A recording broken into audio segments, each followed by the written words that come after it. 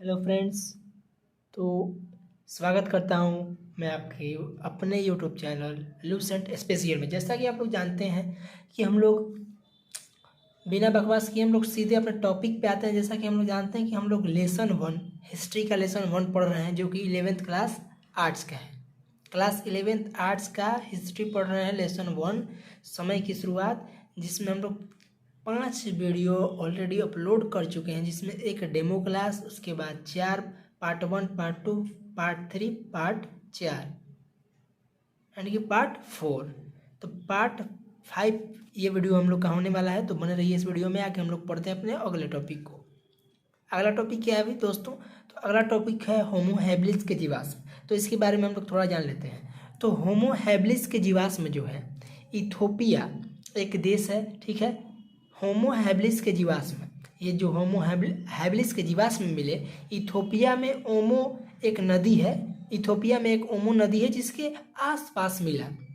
कौन सा? Homo habilis के जीवाश्म। अब देखिए, होमो हैबिलिस का जीवाश्म 2 जगह मिला। एक तो तंजिया में देख सकते हैं, एक तंजिया में, एक इथोपिया में। इथोपिया में किस जगह जगह पर मिला? तो ये ओमो एक नदी है, उसके आसपास मिला। ओमो नदी के आसपास होमो हैबिलिस का जीवाश्म मिला, और तंजिया एक देश है, वहाँ पर भी मिला। अब देखिए, ये दोनों मिला तो किससे मिला, किन के हाथों लगा? तो देखिए, ये दोनों जगह इथोपिया में ओमो नदी के पास और तंजिया में, दोनों जगह किसने खोजा? ओल्डू ओल्डुवई गोर्ज ने खोजा। ये एक उस समय के वैज्ञानिक थे जिनका नाम है ओल्डुवई गोर्जे। ये होमो हैबिलिस के जीवाश्म को खोजा इथोपिया में जो ओमो नदी है उनके आसपास, और तंजिया में भी खोजा। किसने खोजा?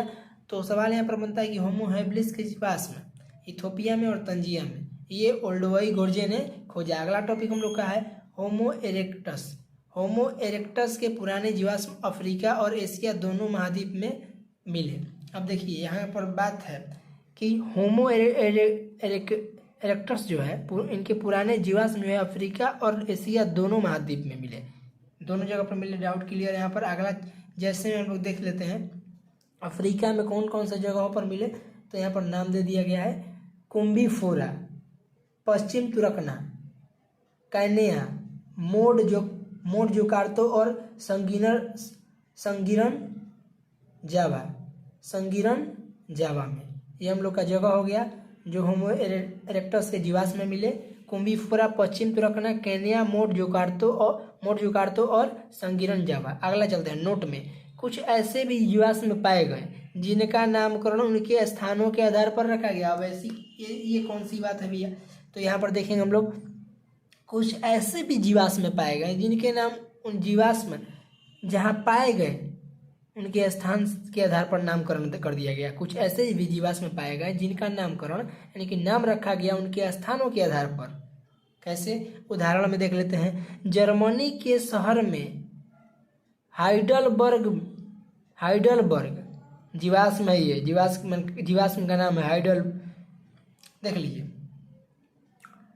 जर्मनी के शहर में हाइडलबर्ग, यानी कि जर्मनी के शहर में हाइडलबर्ग स्थान है, वहाँ पर पाया गया जिनका नाम होमो हाइडलबर्गेसिस रखा गया। अब देखिए, यहाँ पर उदाहरण में हम लोगों ने क्या समझा कि यहाँ पर देखिए, कुछ ऐसे भी जीवाश्म पाए गए जिनका नामकरण उनके स्थानों पर रखा गया। यानी कि जर्मनी के शहर में एक स्थान है हाइडलबर्ग, वहाँ पर जीवाश्म पाया गया जिनका नाम रख दिया गया होमो हाइडलबर्गिसिस। ठीक है। अगला देखिए उदाहरण, नियंडर घाटी में पाए गए जीवाश्म होमो नियंडरस्थलेसिस के श्रेणी में रखा जाता है। देखिए, अब नियंडर घाटी में पाया गया, ठीक है, तो वहाँ जो उसके ही नाम पर नाम रख दिया गया जीवाश्म का, नियंडरस्थलेसिस के श्रेणी में रखा जाता है। समझ गए? अब देखिए, हाइडलबर्ग में पाया गया तो होमो हाइडलबर्गेसिस नाम रखा गया। तो यही बोल रहा है कि कुछ ऐसे भी जीवाश्म पाए गए जिनका नामकरण उनके स्थानों के आधार पर रखा गया। अब देखिए, अगला जो हम लोग का टॉपिक हम लोग देखेंगे, अभी आप लोगों ने क्या देखा, आप लोग को तो दिखा नहीं होगा, लेकिन अब देख लीजिए। ये जर्मनी के शहर में पाया गया जर्मनी के शहर में, कौन से शहर? हाइडलबर्ग में पाए गए जीवाश्म। हाइडलबर्ग में जो पाया गया जीवाश्म उसका नाम रख दिया गया होमो हाइडलबर्गेसिस। ठीक है। नियंडर घाटी में जो पाया गया जीवाश्म उसका नाम रख दिया गया नियंडरस्थलेसिस के श्रेणी में रखा जाता है। अगला देखिए हम लोग अगला जो टॉपिक है वो देखने वाले हैं। तो अगला टॉपिक क्या है, प्रतिस्थापन मॉडल। दो मॉडल यहाँ पर दिया गया है, दोनों मॉडल हम लोग देखने वाले हैं। एक है प्रतिस्थापन मॉडल और दूसरा हम लोग का है, एक प्रतिस्थापन मॉडल है और दूसरा हम लोग का मॉडल क्या है आप लोग देख सकते हैं, एक प्रतिस्थापन मॉडल और दूसरा क्षेत्रीय मॉडल। तो प्रतिस्थापन मॉडल क्या है उसके बारे में थोड़ा सा हम लोग देख लेते हैं, प्रतिस्थापन मॉडल के बारे में। तो ये प्रतिस्थापन मॉडल जो है ये यहाँ पर देख सकते हैं आप लोग, प्रतिस्थापन मॉडल। इस मॉडल के अनुसार मानव अफ्रीका, ठीक है, अफ्रीका में एक जगह उत्पन्न हुए और अन्य सभी क्षेत्रों में फैल गए। इसका अर्थ हम आप लोग को समझाने का कोशिश करते हैं। प्रतिस्थापन मॉडल और क्षेत्रीय मॉडल, इन दोनों में डिफरेंस क्या है। तो प्रतिस्थापन मॉडल के अनुसार जो मानव की उत्पत्ति हुई वो अफ्रीका में ही हुई और वहाँ से वे अन्य सभी क्षेत्रों में अलग अलग जगहों में वो फैल गए। और क्षेत्रीय मॉडल क्या कहता है, इसके विपरीत कहता है। इस मॉडल के अनुसार मनुष्य की उत्पत्ति अलग अलग जगहों पर हुई। अब देखिए ये बोल रहा है प्रतिस्थापन मॉडल की मनुष्य की उत्पत्ति एक जगह पर हुई और वो बाद में अन्य क्षेत्रों में फैल गए। और क्षेत्रीय मॉडल कहता है कि इस मॉडल के अनुसार मनुष्य की उत्पत्ति अलग अलग जगहों पर हुई। तो ये हम लोग का हो गया।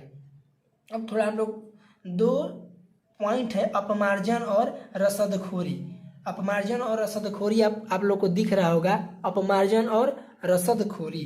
अपमार्जन का मतलब क्या होता है हम लोग यहाँ पर देख लेते हैं। अपमार्जन का मतलब होता है त्यागी वस्तुओं की सफाई करना, यानी कि कोई त्यागी हुई वस्तु है, यानी कि कहीं पर वस्तु खराब वस्तु मिला लेकिन वो हम लोग के लाभ के लायक है, खराब वस्तु मिला लाभदायक है तो उससे हम लोग सफाई कर रही है, वो हम लोग का काम में आ गया। तो अपमार्जन का मतलब त्यागी वस्तुओं की सफाई करना, फेंकी हुई वस्तु खराब चीज़ है लेकिन वो हम लोग को लाभदायक है उसकी सफाई करना। तो अपमार्जन का मतलब त्यागी वस्तुओं की सफाई करना। रसदखोरी क्या है भैया, तो रसदखोरी इसका मतलब भोजन का तलाश करना। रसदखोरी का मतलब ये होता है कि भोजन का तलाश करना और इसका कोई मतलब नहीं होता है। अगला टॉपिक जो हम लोग देखने वाले हैं थोड़ा सा इस पर हम लोग बढ़िया से विचार कर लेते हैं। ये हम लोग अगला टॉपिक देखेंगे। अगला जो टॉपिक हम लोग देखेंगे यहाँ पर आप लोग को दिख रहा होगा, बहुत अच्छे तरीके से दिख रहा होगा। कहने का मतलब है कि आदिकालीन मानव अपना भोजन कैसे जुटाते थे। प्रारंभिक समाज, पुराने प्राचीन बात हो रही है, आदि मतलब हम समझ सकते हैं कि आदिकालीन मानव, हम लोग चैप्टर का नाम क्या है, समय की शुरुआत। जब समय की शुरुआत हुई, समय बीतता गया, आदिकालीन लोग, उस समय के लोग कैसे अपना भोजन जुटाते थे। देखिए, अपमार्जन के द्वारा, शिकार के द्वारा, संग्रहण के द्वारा, मछली पकड़ना, ये चार आप लोग याद रखिएगा। अब भैया बात हुई अपमार्जन क्या कहते हैं, तो त्यागी वस्तुएं, उसकी सफाई करना, उसकी सफाई करके हम लोग को लाभ उससे मिल रहा है, उस प्रकार ही अपना भोजन जुटाते थे। शिकार करते थे, जानवरों का, तरह तरह के जानवरों को मारते थे, उनका शिकार करते थे, वह उससे अपना भोजन को बनाते थे, इकट्ठा करते थे, खाते थे। संग्रहण मतलब क्या, अब संग्रहण पहले बाद में देखेंगे। मछली पकड़ना, मछली पकड़ के वो लोग अपना भोजन का मतलब भोजन को जुटाते थे। मछली पकड़ने की क्रिया, अपमार्जन, शिकार, संग्रहण मतलब संग्रहण की क्रिया से पेड़ पौधे, संग्रहण की क्रिया से पेड़ पौधे से मिलने वाले खाद्य पदार्थ। जैसे ये संग्रहण की क्रिया में क्या क्या करते थे, जो पेड़ पौधे से मिलने वाले पदार्थ हैं, बीज, जैसे बीज, गुठलियाँ, बैर, फल, कंदमूल, ये सब जो हो गए वो लोग संग्रहण की क्रिया से करते थे, पेड़ पौधों से प्राप्त करते थे। वही पेड़ पौधों से जो प्राप्त करने वाले पदार्थ हो गए वही को बोल दिया गया संग्रहण की क्रिया। संग्रहण की क्रिया से प्राप्त क्या क्या, पेड़ पौधे से मिलने वाले बीज, गुठलियाँ, बेर, फल, कंदमूल। ठीक है, आगे हम लोग देखेंगे शिकार करने का साक्ष्य दो स्थलों से मिलता है। शिकार यानी कि आदिकालीन मानव अपना भोजन कैसे जुटाते थे, तो इसमें शिकार भी शामिल है, शिकार करते थे, प्रचलित ही हम उनका भोजन जुटाने का काम था। शिकार करने का साक्ष्य दो स्थलों से मिलता है।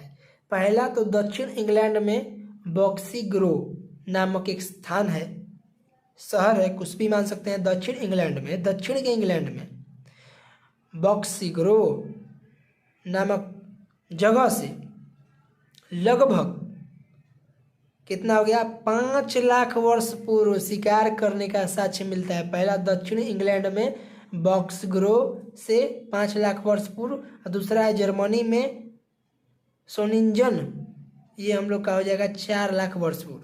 ये जर्मनी में सोनिंजन जगह से 4 लाख वर्ष पूर्व, ये 2 जगह हैं शिकार करने का साक्ष्य जो मिलता है, ये 2 स्थलों से मिलता है। एक तो दक्षिण इंग्लैंड और जर्मनी में। इस जगह का नाम हो गया इंग्लैंड में दक्षिण इंग्लैंड में बॉक्सी ग्रोव 5 लाख वर्ष पूर्व, और जर्मनी में सोनिंजन स्थान से कितना 4 लाख वर्ष पूर्व ये शिकार करने का साक्ष्य मिलता है। ठीक है, तो अब आप लोग को समझ में आ गया होगा ये पूरा, इसमें कोई दिक्कत नहीं है। आप इसको अपने कॉपी में छाप भी सकते हैं, कोई दिक्कत की बात नहीं है। अगर आप लोग को नोट्स चाहिए, तो मैं अपना नंबर जो चैनल का डिस्क्रिप्शन है उसमें दे दूंगा, वहाँ से जाकर आप व्हाट्सएप पर मैसेज कर सकते हैं, आप हमारे ग्रुप में ज्वाइन हो सकते हैं, वहाँ से आप लोग को सारे सब्जेक्ट का नोट्स मिल जाएगा। ऐसा नहीं है कि हम लोग सिर्फ इतिहास पढ़ेंगे, पॉलिटिकल साइंस, राजनीतिक शास्त्र, सिविक्स वही होता है, उसके बाद इकोनॉमिक्स, अर्थशास्त्र, ज्योग्राफी जो कि हम लोग का हो जाएगा भूगोल, ये सब पढ़ेंगे बारी बारी से। हड़बड़ाना नहीं है। तब तक के लिए हम लोग मिलेंगे नेक्स्ट।